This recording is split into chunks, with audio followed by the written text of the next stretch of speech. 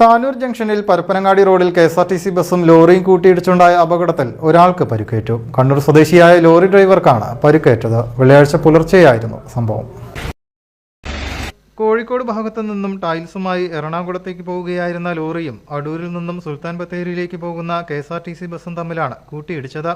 അപകടത്തിൽ കണ്ണൂർ സ്വദേശിയായ ലോറി ഡ്രൈവർക്ക് പരിക്കേറ്റു. പുലർച്ചെ 3 മണിയോടെയായിരുന്നു സംഭവം.